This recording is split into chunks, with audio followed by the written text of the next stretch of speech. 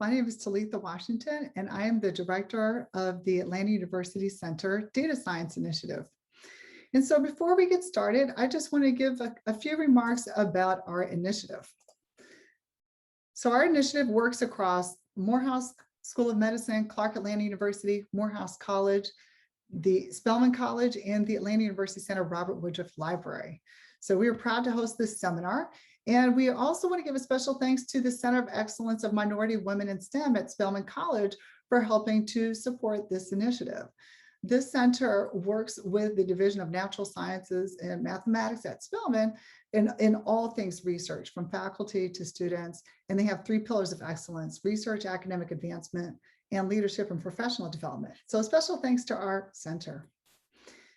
Back to the Atlanta University Center, we work over 4 institutions to facilitate, support, and stimulate innovations in data science, research, and teaching. We are 4 institutions that are co-located near downtown Atlanta, and we really leverage our grounding, our historical legacy in the social justice and civil rights movement here in Atlanta.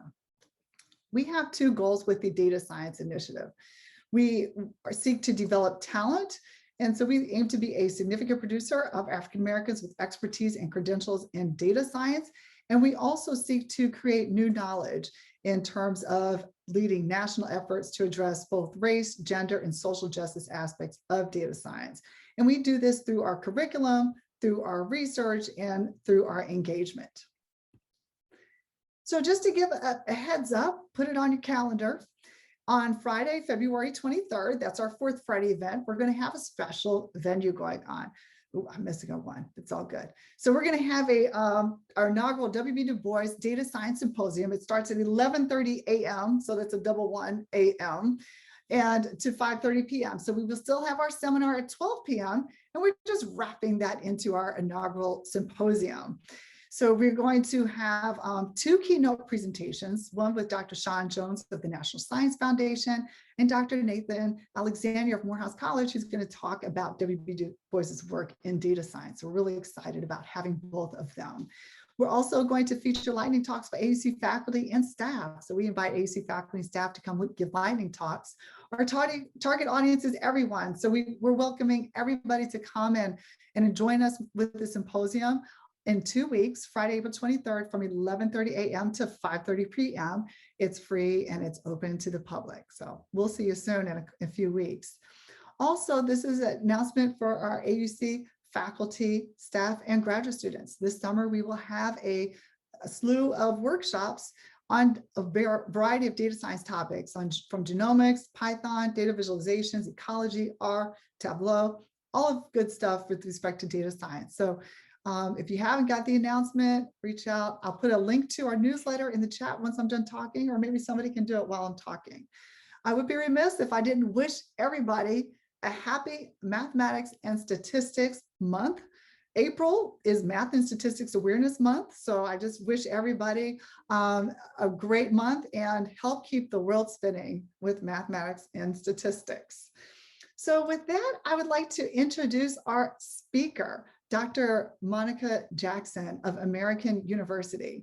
She is a professor of both mathematics and statistics, and she established American's first summer program in research and learning, where undergraduate students and faculty from across the country conduct research at American University. Currently, she's the interim deputy provost and dean of faculty, which means she's super busy. So we really thank her for taking the time to join us today.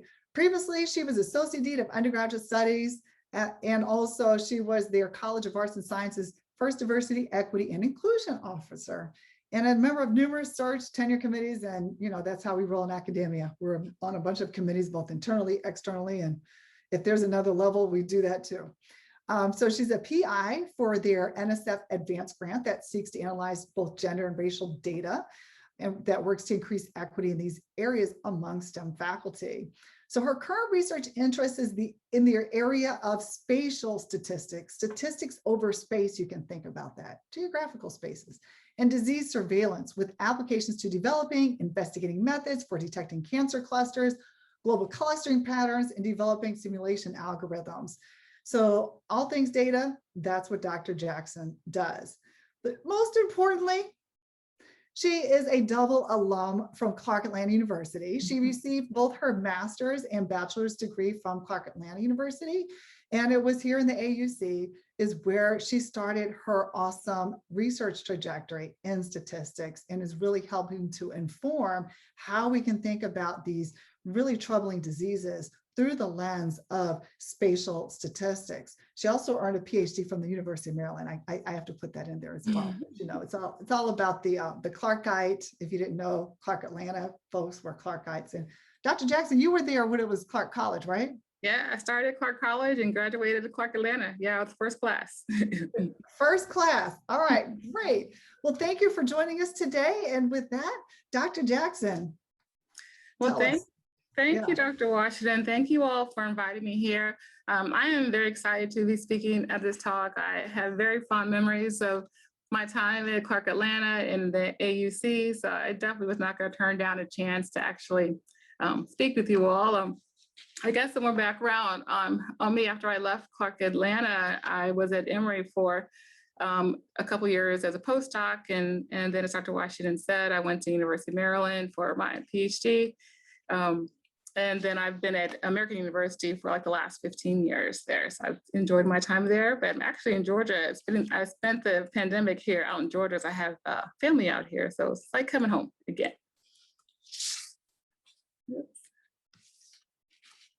Okay, so I wanted to give you, again, just some background on my work and why I do what I do. As I mentioned, all my degrees are in math, my bachelor's, master's, and PhD in math, but my postdoc was in biostatistics. And so a little history how that works. Most statisticians go into one or two fields, either they do theoretical mathematics or applied statistics, and then I kind of cross into both. But under the applied side is where you'll find biostatisticians, which is where most of my work focuses on.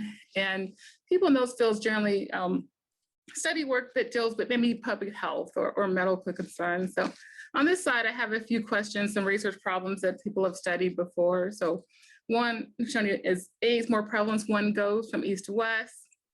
How does sociodemographic status affect the occurrence of sudden infant death? And of course, the latest now, do low carb diets like the keto diets really make you skinny? They're all in topics that biostatisticians study. So where do you find biostatisticians? Or in many places. So I've spent most of my time in academia. And so I mentioned I've been at Emory, I was at Clark Atlanta, I've been at University of Maryland and now American University. But I've also spent time at government labs. I did a sabbatical at the National Institute of Health. I've also was at UCLA for a bit. But you'll find researchers doing this type of work all over, CDC, at FDA. And the applications are endless. In private industry, you'll have drug companies that are trying to determine, which drug, if their drug can compete with other drug manufacturers. And direct marketing companies are utilized to find out, who pays for the drugs. Do women buy more drugs than men, and what's the benefit of that? And I'll be sharing some pictures of my journey here. This is a picture here from a Math Fest conference, and this is a conference for undergraduate students with interest in math. And there have been several, the first ones were in the AUC. We had one at Clark, at Spelman, and at Morehouse in the late 90s. Some more of my experience, I have done internships also in private industry. I was at Lucent Technologies, Xerox, and Motorola. And those were all actually, when I was an undergrad student, I did those internships to as I was trying to figure out what direction I was going to go in. I also participated in my first research program at Clark Atlanta. It was called UREP then, it's Undergraduate Research Experience Program. And that's actually where I found my love for doing research. And I credit that for why I did stay in academia and now why I actually run a program like that, which I'll be talking to you all about a little later. So this is a picture of a group of summer research students that I had last summer, and we took them to the Pentagon to study their data scientists and see the kind of work they were doing. And we were one of the first groups that the Pentagon gave a tour to in part of the program they had for data scientists. Okay, so most of my work fits in with disease surveillance. And so one of the definitions that you'll see about disease surveillance is the tracking, analyzing, and preparing for outbreaks. And the tracking part of it deals with collecting data. The analysis is mathematics part, so building the models. And we do this because we want to prepare medical facilities for such an outbreak. So why does these surveillance? So in the past, it's been to predict cold and flu seasons, foodborne outbreaks, but of course now within the last, the last year, COVID has been a big reason people are doing this type of research. So the data that we study, so we find data in many different sources, and the data that I use come mainly from registries. So in the US, if you have certain diseases like cancer, strokes, heart attack, you go into a national database. And it's a wonderful database because it's complete data that's easy to do the analysis with.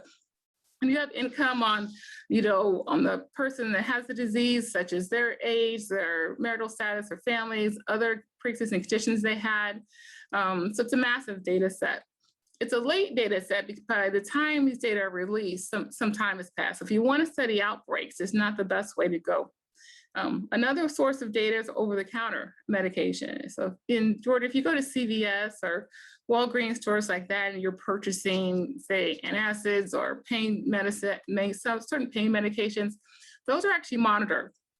And what it does, if there's a spike in the sales of that, that's generally the first indication that something could be happening in the country. And that's because most people, when you first get sick, you get a runny nose, stomachache, something, you don't go to the doctor. You start buying medications first. So that's an early indicator data set that's been very useful. Same with school absenteeism. So when kids start missing school, again, another sign that something's happening in the environment. Emergency room data, again, is a very popular data set, but it's a hard one to use. It's an early indicator data set, but it's a very messy data set if we want to do some data analysis with it. Because again, when there's an emergency situation, no one's concerned about that they put the data in the right field. They just want it entered. So you spend a lot of time cleaning those data sets, unlike the registries, which are already cleaned for you, but it's a late use data set. So I study discrete spatial data. And what that means is I take a region and I divide it into subregions, and I look for patterns or correlations that exist. So geographic trends that exist across that region. So here's a map of North Carolina divided into its 100 counties. And the goal in the research I do is assume that people that live near each other are more alike than people that live further from each other. And we call this count data on a lattice for these methods. So again, just some more about the spatial stats and how I use data science.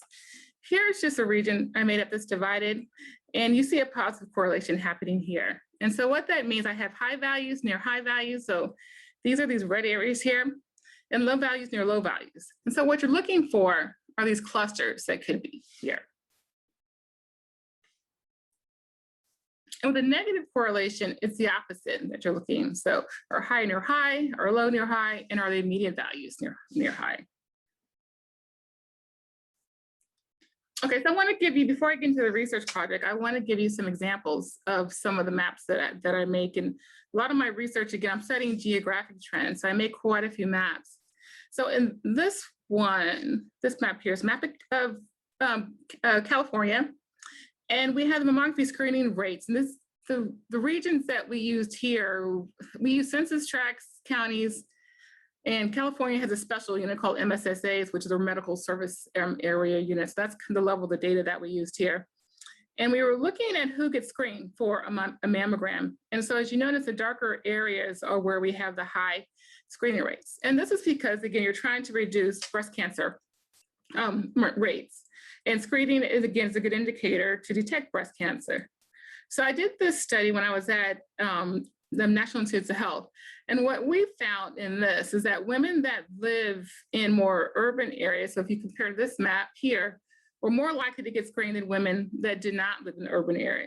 So spatial analysis requires that you find these correlations that are based on the geographic regions. Another thing that we noticed also here is data set that women that live near this highway actually were screened more. So this was a larger study that we did. We had 30,000 women were in this study. And we did a large spatial regression analysis where we put those variables into the model to see their impact. And they actually were very significant.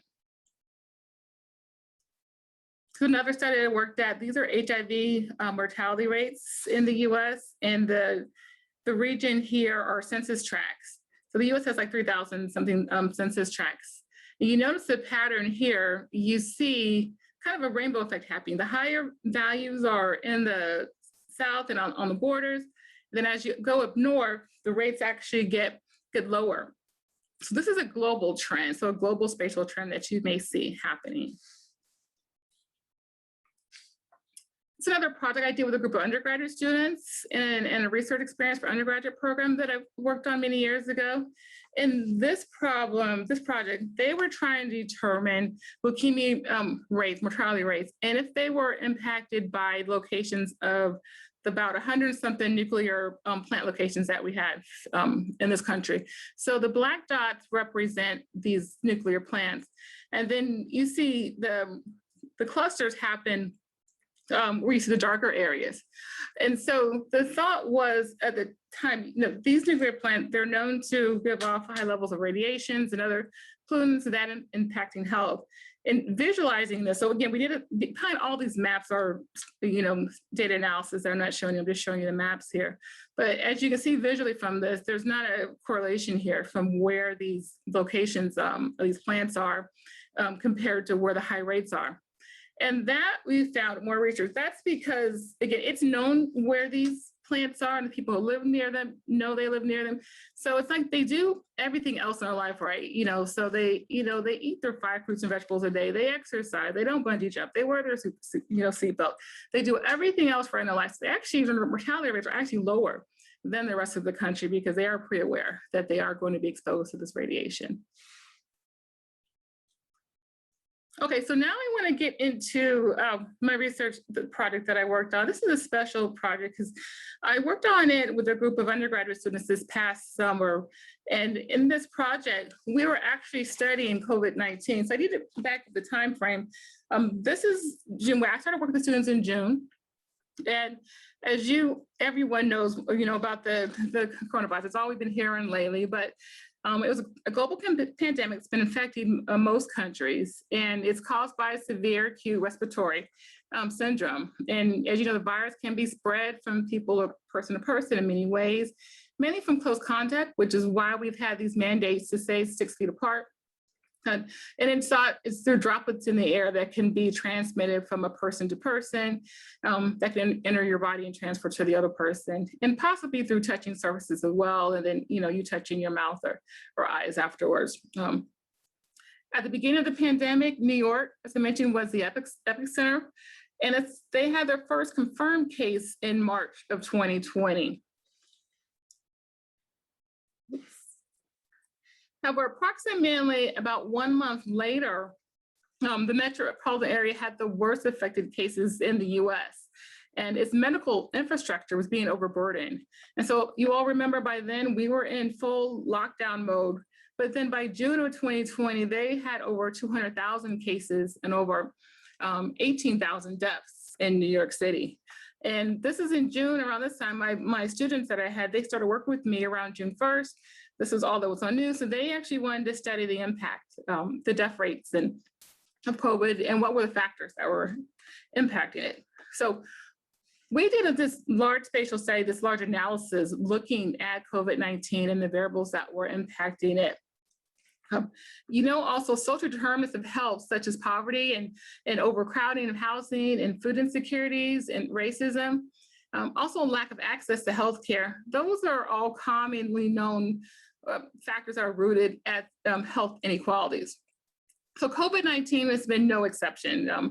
The disease has disproportionately impacted residents of certain sociodemographic backgrounds. You've been hearing on the news also that Black residents at the time of New York City had been infected and died at higher rates than white residents, and also in other minority groups in New York City at the time. We were learning back then that pre-existing health conditions and the quality of your physical environment may also be factors of COVID-19 and how the disease impacted you. We learned then also that obesity was linked to the risk factors. And most disturbingly, because COVID-19 affects your respiratory system, people that had asthma were kind of had a double hit with COVID-19, with COVID impacting your lungs, asthma impacting your lungs. So they were, of course, many problems associated with people who had asthma and then later on developed COVID-19. So again, we were looking at this as a spatial study, as a geographic study, and we wanted to see how the different boroughs of New York, what were the cases and death rates looking like across the boroughs there. So what we already know in the different boroughs, the hospitalization and death rates among the different boroughs were quite different there. So for one, in the Bronx, they had the leading death and hospital rates. And in the Bronx, they have higher poverty rates there, lower average education levels from the Bronx, and also it's the most diverse of all the boroughs. Manhattan, on the other hand, was not having as many death rates as the Bronx, but Manhattan also is a more affluent area of all the boroughs, and also has primarily had a larger percent of white residents in some of the other boroughs. So there have been a lot of studies on the differences in sociodemographic makeup of the boroughs and the characteristics, and so we brought this into our study. So our main goal for this research objective was to determine which factors were most predictive of COVID-19 cases and death rates in New York City. And we wanted to see how those factors differed overall and between the different boroughs in New York. And to do this, we looked at data from many sources. And we had many variables. So again, the group did quite a bit of research background to study what was being reported at the time and what we knew in their own observations about COVID-19. So our response variables, we were doing a regression analysis. Our response variable were the cases and the death rates. And we had many other explanatory variables. And so I'll pause so you can see some of these and I'll point out a few. But percent of residents over the age of 65 was a variable. I've mentioned already the boroughs were different by the portion of white residents. We put that in the model. We had data on income. This mobility index, this was an index that measured how active an average citizen was in a certain area. So we included that to measure health outcomes. Asthma, of course, was already a known factor that we thought would be a big factor in the model. We added something that hadn't been studied with these weather variables here. We wanted to see the impact of these because again, they also could impact people that have asthma. Crowding, because the disease was transferred from person to person with close impact, we were measuring how many people, the portion of homes that had more than one person living with them. I mentioned earlier, food insecurities was also possibly a known correlate, and that was because living near a grocery store, having access to food is a common measure that's used to assess health. So those are some of the variables that we used in our study for this. Okay, so to begin this work, so what the students had to do, again, we had quite a few variables in this model. And before you can do any type of regression model, you need to figure out which variables are highly correlated with each other. If you have variables that are too strongly correlated, you'll have confounding, which can make the interpretation of your models quite difficult. So we did a Pearson correlation test and tested all pairwise correlations before we did the analysis, part of the exploratory analysis. And then we built several multiple regression models. One was a stratified model that was for all of the 5 boroughs in New York. And the other one was a non-stratified model, which included all the data that were in the model. We use RStudio for our analysis, and the students actually learned this over the summer's part. And I only had them for 8 weeks, but they actually learned how to use and do the analysis. And for our methods, our significance level, we use an alpha equal to 0.05 and 0.10 for the correlation. And for the regression, it's 0.1. And then what I'm not going to talk about, to use any stat method, there are assumptions that need to be met. And so we did test them, and they all were reasonably met for all the analysis that we did. And another big part were the maps that we were creating for this. Okay, so let's look at some of the results here. So remember, the first step, we had to look at the correlations. We wanted to make sure we didn't have any confounding happening in the models to make the interpretation incorrect. We had the percent poverty variable, so percent of residents that were at the poverty level. That variable was correlated with several variables. There was the food stamps, the percent that were on food stamps, the percent with no high school education, and the percent that went to the hospital for asthma-related symptoms. So since poverty was correlated with all those variables, we removed the poverty variable from this model. And in some variables, of course, we knew that whether these climate variables were going to be correlated together. So we chose to remove the fine particle matter variable. Mobility and ozone were also correlated. So we did remove the mobility index from one of the models we did. So here's one of the maps that we created here. And again, so here's the 5 boroughs of New York. And this map's slightly different than the other ones that I showed you, but the way you read it, the larger the circles, the higher the rates. And so this is the case rates for this map that you see here. Okay, so here are results, but I'm not going to go through this table, but first I just want to show you that we did the regression analysis with the stratified and the non-stratified model. The non-stratified model has all the variables in it, and the stratified has most of the variables. Some we had to remove because there was not enough data because the region was so much smaller. But in the analysis, we have the beta coefficients, the standard errors, and the significance level.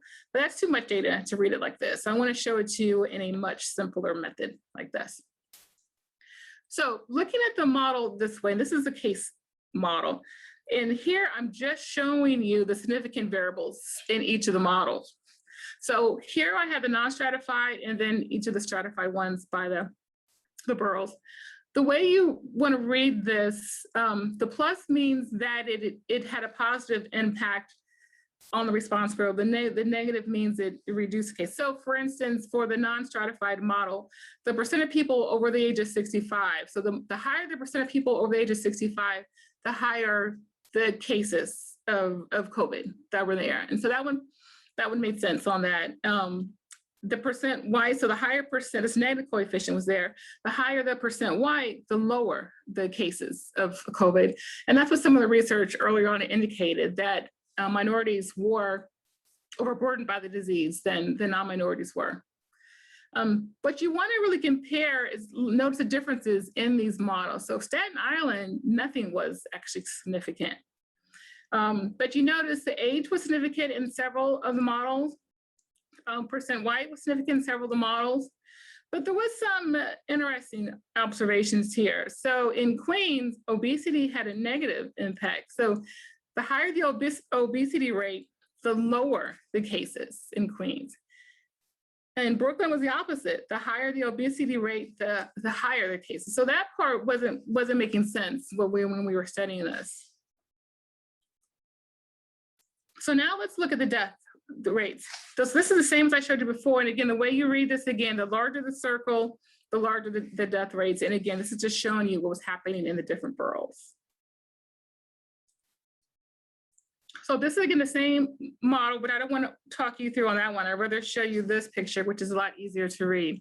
Okay, so again, we have the non-stratified model and then all the boroughs. Again, so we want to look at the differences that occurred. So when we have all the boroughs together, the non-stratified model, we have several things that are significant here, from the age, the percent white, the citizenship variable, ozone, insurance. But the stratified models, you don't find as many. So recall the last one in Staten Island, nothing was significant, but now obesity is significant. So what this is saying, again, which is, it's had a negative coefficient, the higher the obesity rate, the lower the death rates were. For the other ones here, like say in Queens, the percent crowding. So the higher the crowding in area, the lower, again, the death rates were. So some of these were kind of off, not what we were expecting. But we were more interested in what was different, what the different predictors were for each of the boroughs. Okay, so what does this mean? For both the cases in the model and the death model, age was definitely a predictor for death rates and case rates, and that was the age of over 65. For the cases model, we found that residents who are white and level of ozone was one of the best predictors. And then for death rates, again, the biggest predictor in all the boroughs was not being a US citizen and asthma. And that's what we predicted early on based on the research. So what does this mean? Again, most of the studies that we're studying this COVID at this time, we're looking at data altogether, not looking at it spatially. So separating it by geographic region. So what this means is that as New York City's government was allocating resources, they should consider the differences between the boroughs and what these boroughs would actually need, and not consider them the same way. We had many limitations doing this. Again, go back to the time we started this research in June, right when the pandemic, was getting to its height in New York City. The guidelines were changing. At the very beginning, you recall, there was not a mask mandate. We were told not to wear masks. Later on, we were told to wear masks. So that switch is going to impact our data. And so we couldn't measure that actually, when those standards changed, how do they impact the cases and the death rates? There was not a way to pick that up. No one was measuring that. The reliability of tests back then, so it was harder to get tests in June. Now, if you want to get tested for COVID, it's not so hard to actually get one, but then it was a lot harder. And so we didn't have information on the false positive and the false negatives that we do now. I already mentioned availability to actually getting the test. So for future work in redoing this, we will want to factor in the accessibility of the testing, because again, that is going to predict the cases. And again, as time went on, there were definitely better, I guess, collecting mechanisms for COVID-19. So now, again, your State Department, if you test positive, you're automatically in the State Department's website, in their database. That didn't happen as frequently early on. We want to look more at there were some surprising variables. The obesity variable was not what we expected. So we want to look into that more. And again, we want, overall the focus on differences between the variables is something we want to look on a little bit more. Okay, so that leads me to, again, I mentioned this work was being done by a group of students that I worked with last summer. So I'm going to be having the same program this summer. So if there are any students in here, I hope that you will apply. This is an award-winning program. It's been going on for over 17 years now. And it's an 8-week program where you spend learning how to do research, such as just what I showed you and some of the other products I showed you earlier. We provide you with a stipend of $4,000. You get to work from home. We'll give you all your supplies. And we're going to be starting very soon on June 7th. So if you're interested, I definitely hope that these students will apply. Okay, I have to end with this picture. Again, I'm a very proud graduate of Clark Atlanta University. And this is when I graduated with my master's degree here. And I have to thank, this is Greg Chambers in the middle. He's also a data scientist now who found this picture and gave it to me. So remember this being a very memorable day. So I was very proud of my AUC. And so thank you all. And again, this work has been funded by the National Science Foundation and MAA and National Security Agency. That was great, Dr. Jackson. Thank you so much. And, welcome home. Welcome back home to the AUC virtually. Thank you. Yeah, thank you so much. That was really informative. So we just launched a poll. So if everybody could take a moment and submit those responses to the polls, we will report out on them shortly. Bettina, when will the poll be closing? I'll give another minute. All right. So in the Q&A at the bottom of your screen, you can also do questions. So we're going to give the poll another minute. And here, I'll just ask a question just to start us off here. So here at your alma mater, Clark Atlanta, they're going to have a summer program to engage students in undergraduate research projects. And I'm sure there are other faculty who will be leading summer undergraduate research projects. What words of wisdom or advice do you have to the faculty and to the students to make that summer experience the best experience? Yeah, so a lot. Like I mentioned before, I started out in RAU at Clark Atlanta as undergraduate, having no idea what it was about, didn't know what research about, how you go about it. So for the students, I would say just take the chance of, if you don't have summer plans, think about just something that you're interested in working on. and learning more about and just go for it. As a project idea, I was amazed at how fun actually research could be. For the faculty, I would give the same advice: be open to the students. I've always seen students as my collaborator. Not that I was the professor and they were students. I've learned so much from students, just as much as I've been teaching them, and I've always looked at them as my collaborator. On this publication, which I didn't mention, we actually had a publication out of this paper. I listed all of them as the first authors on the paper. They did the bulk of the work and was there, and we published in a peer-reviewed journal there. So I would just say be open to the opportunity. That's great. Thank you so much. Oh, and you could probably stop sharing your screen there. Sure. And I think Bettina said we have 30 more seconds to the poll. So I'm assuming everybody sees the polls, and I put a link to the program in the chat. So that will be coming there. So I guess until we get there, what I'll do is I'll just start with the questions, and then Bettina, let me know when you're ready to give us a summary of the poll. So somebody asks, do you have any ideas about why obesity was correlated in both directions with cases and deaths, or why the data was showing that? Yeah, that's a good question. So we spent a lot of time trying to figure that out, looking at different models. We thought we had some errors in the data.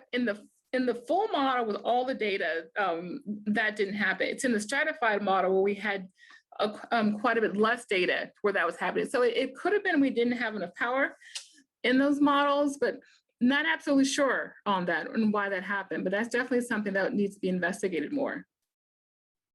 Awesome. So somebody asked if you could repeat the information about Spiral. I think they really enjoyed that summer program. Just to tell us a little bit about that program, if you could, please. Sure, yeah. So Spiral has been around for about 17 years. It started at the University of Maryland College Park, where I received my PhD. And so the program, you spend 8 weeks full-time working on a research project. And so we have students divided into groups, either in the math, pure math, stat, and applied math groups. And each of the group has a research director that helps guide the students along on the research project. The goal at the end of the 8 weeks is actually to have a publication, which, this is a lofty goal to do. In my own research, it tends to take me 1 to 2 years to publish a paper. So to have students do this in 8 weeks is hard, but the difference is you're 40 hours a week. It's full time that they're working on this. It's not all work. We have a lot of fun. When we were face-to-face, we went on several field trips, and I showed you one. We went to the Pentagon. We've gone to museums. Now it's in a virtual world, and so we still try to have that connection with the students. And by doing our things, we did a virtual escape room together last summer. We bring in visitors to give talks. The students in the past, when we weren't virtual, actually went to a conference and presented. But last year we were virtual, they did virtual conferences. So we got to actually do a little bit more of that way in the virtual world. Again, we pay all expenses, and so you get the full stipend. We'll give you any supplies that you actually need. And then at the end of summer, again, the goal is that you just present, publish your research. And also everyone still does present as part of the program. So I have thoroughly enjoyed it. The students we've had a lot of great feedback with the students, and it sounds like a lot, but we do work hard, but we have a lot of fun doing it. So we make research fun doing that.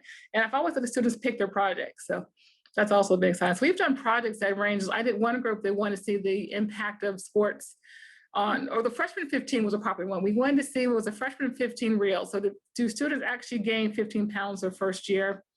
The leukemia one I showed you, that was from a summer research group.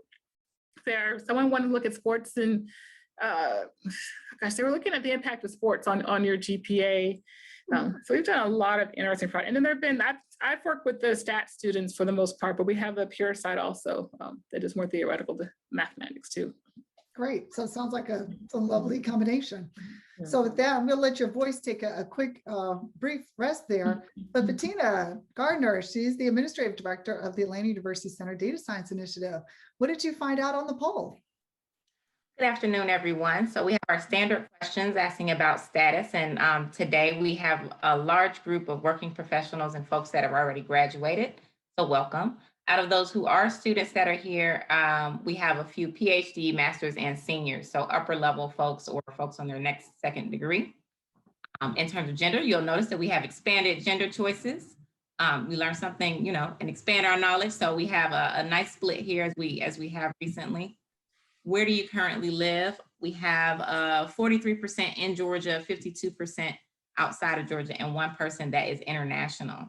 So if you want to drop where you are, what city and what state, please do let us know. We like to see how far our reach is going and who's tuning in from where. You can drop that in the chat. And then questions more related to COVID-19. So what is your experience with COVID-19?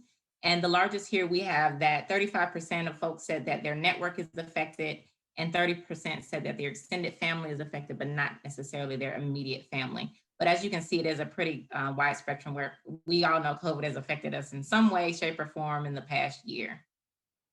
A variety of COVID-19 screening and prevention methods are used to prevent the spread.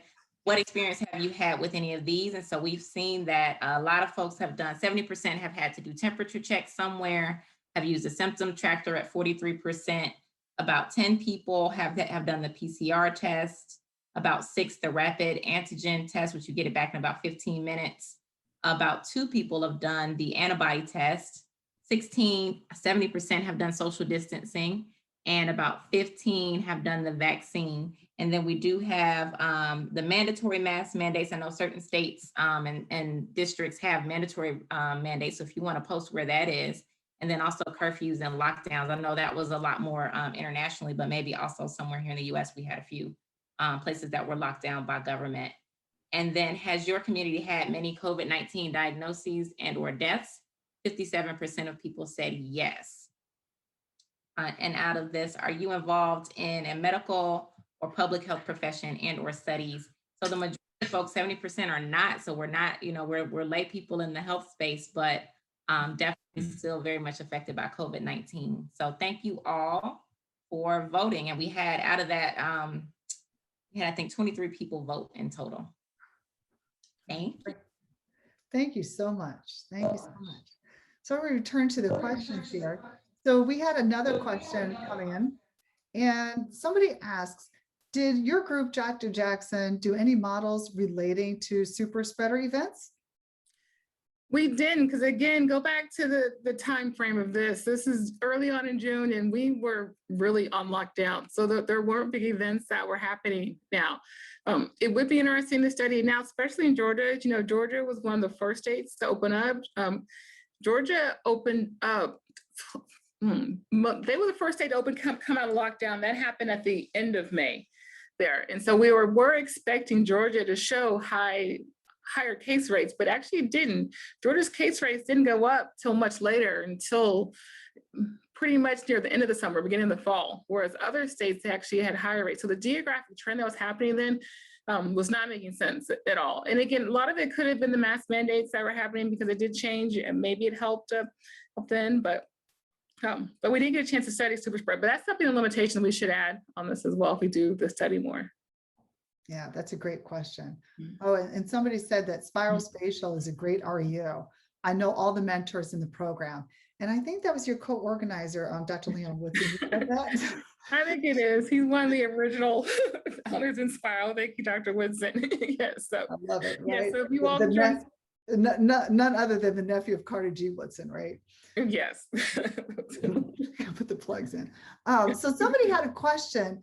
What are your thoughts on how or why the incidence of COVID-19 in African countries have been so low? What are your thoughts around that?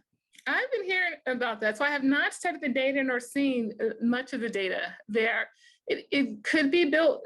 I mean, we've been critiqued so much about our medical care system here, and who had access to the tests, who had access to the healthcare, everything, which is not the case in other countries, even in Africa. Everyone has access to it. So that could be a factor, because their citizens there can get the medical care that they need.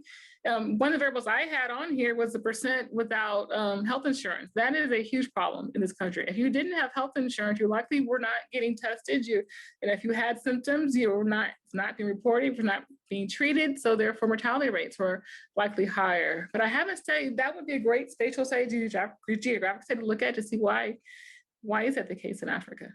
So we could definitely learn something. That's the joy of research. We just keep Yes. exploring new areas to investigate. And, Mhm. you know, the work that you do, I mean, it's super informative. It gives insight as to really what's going on. Somebody asks, we know there are more older white people than minorities. Well, I didn't know that, but which creates disparities in race. Yes. Are there similar disparities in sex since there are more older women? That's an interesting question. Yeah, so I mean, so just if you look at the entire U.S. population, there is nearly a split that happens there. So there are disparities in who actually gets healthcare. I mean, as you know, by far more women have health insurance and see their doctors regularly and report their self-reporting health status is higher than what men report. And there are a lot of reasons where that could be. And there are disparities on people's marital status. There's a lot of research that shows that men's healthcare is the best when they are married, which is likely because their wives or partners actually take them to a healthcare provider, whereas single men, it's the opposite. They're left to their own and may not go as often there. So you do see disparities in the outcomes of men and women with these diseases that happen. So can you talk a little bit more about what were some of your findings on how COVID impacted Black communities, either in New York City or other communities with COVID, and why were they more disproportionately impacted versus the other ones? And if you have any ideas for either solutions, remedies, or recommendations for moving forward. Yeah, so that's a good question. So the big, when we first started this out, we were looking at all the data together. Because again, it was back then, it was hard getting COVID data. New York City had the best database because again, their rates were going up pretty high, and New York's health department was tracking this information first there. So we were able to get, and which is the reason why we actually did choose to study North Carolina. We thought about doing a more, global study of the entire US, but we couldn't get access to the actual COVID rates there. But the big thing in New York City, which, I didn't know a whole lot about, was for one, just comparing Manhattan and the Bronx, the healthcare and the access to resources that are in Manhattan are completely different than what was in the Bronx at the time. The food deserts that exist in the Bronx weren't there in Manhattan. The income rates of the residents in Manhattan much higher than the Bronx. So all of that were contributing to disparities. And so, but when the governor was dispersing, say, the vaccines and the testing kits, they were doing it more equilaterally across the boroughs. So that probably shouldn't have been the case.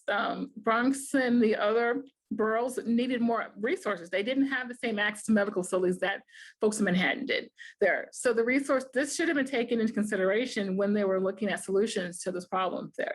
And again, this is in real time, this is happening. No one knew how long this pandemic was gonna last or how severe it was at the time. So we do understand that with equity concerns, they thought that was the best just to spread equally. But as we all know, equal does not mean equitable in these cases.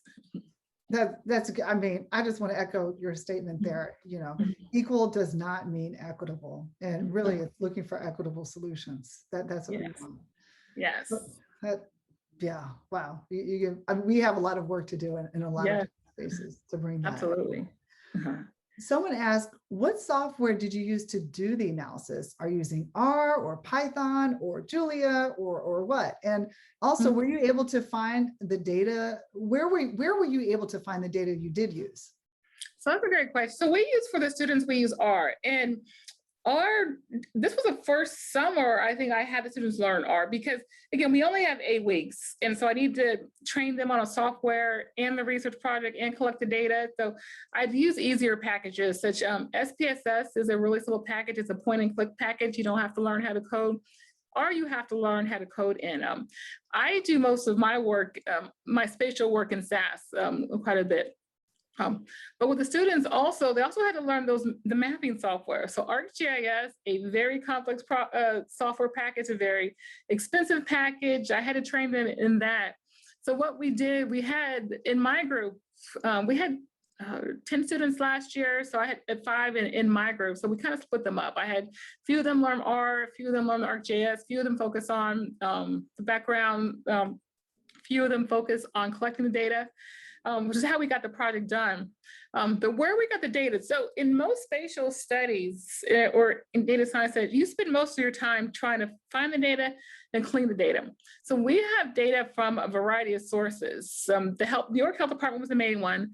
We also had data from the U.S. Census U.S. Census Bureau. The food data, we actually were able to find online, the food deserts information. We found another researcher that had that. The American Community Survey, which is a massive survey that's done in the US, I think it's every 7 years, I forget how many years, but it's a great data set that has variables such as, oh gosh, you name it.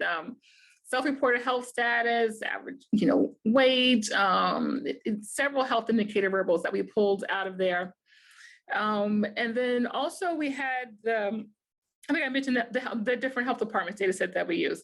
And so not only when you're downloading these data sets from different sources, they're in different formats. So they had to learn how to clean the data and then merge the data all together before we could do the analysis. The analysis part was actually quite simple. It's finding which were the correct variables to use and then figure out which analysis method that we were going to use. We ended up with this multiple regression model that you saw, but we considered other ones, other spatial models that we were going to use that didn't quite work with these data sets. So it is an interesting process to do this, but you'd be shocked at how much little time is spent on the analysis, how much time is spent on all the exploratory part on these problems.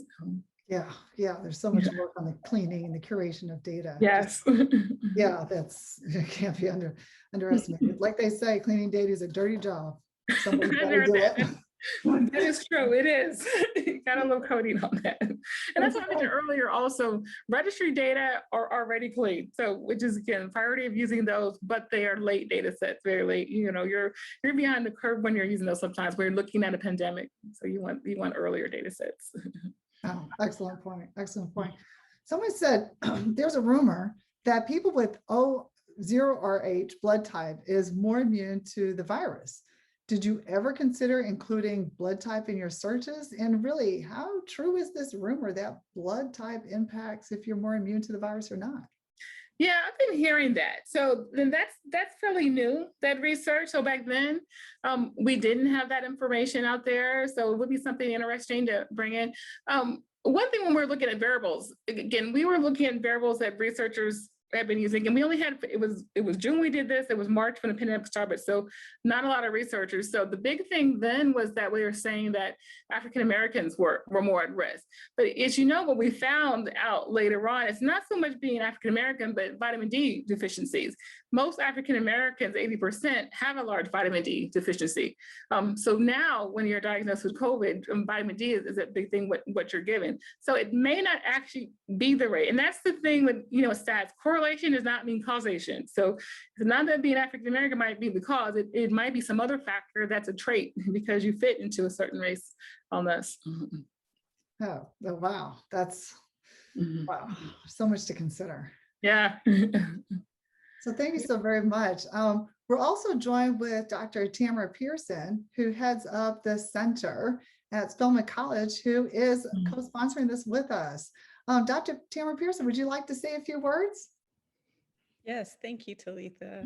I'm going to actually share my screen. So I want to thank Dr. Jackson for her wonderful insight around how we can utilize data to better understand the COVID-19 vaccine, and also to Talitha for including this session as part of The Future is Intersectional Black Women Interrogating Technology speaker series.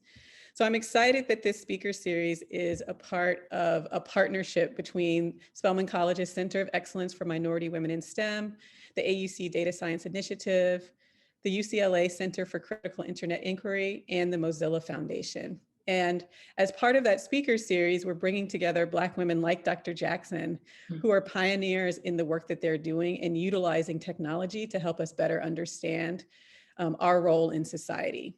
So I wanted to share with you the next event in that series, which we're very excited about. If you've been following the recent stories about Google, then you've heard of Dr. Temneet Gabru.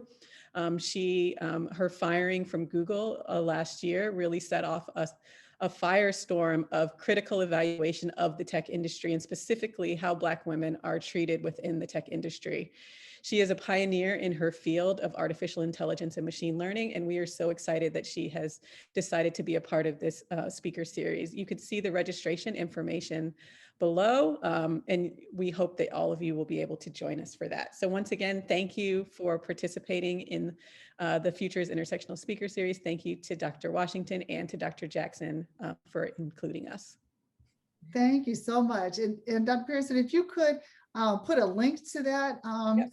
in the chat so everybody can grab that. And Absolutely. oh yeah, so somebody's asking to drop it. I'm going to do that right now. Thank you so much. Great. So the link is there. Thank you so much. And Dr. Jackson, we can't thank you enough. I know it's been a long time coming for you to come home and hang out with the Panthers and all of us across the AUC with data. We, on behalf, I think I can speak for Dr. Racker, on behalf of the Mathematics Department, Clark Atlanta University, we are proud of you. We are proud of your work and all of your impacts.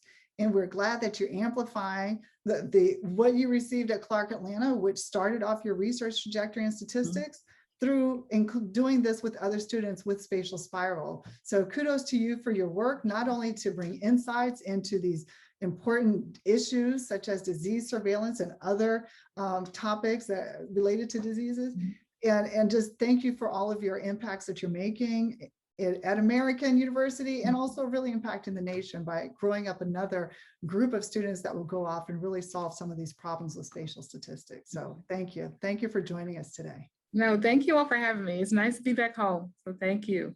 Yeah, come back anytime. And then when we go, when we're actually in a physical space, you can, come hang out with us on the yard and come to homecoming, right? Yes, I have to do that. That's a priority. And then comments in the chat, top-notch presentation. Somebody says you very much enjoyed everything from the opening video to the presentation to everything. So yeah, people really enjoy it. So thanks again. Well, thank you. Look forward to joining you all again. Awesome. We'll see everybody back in 2 weeks.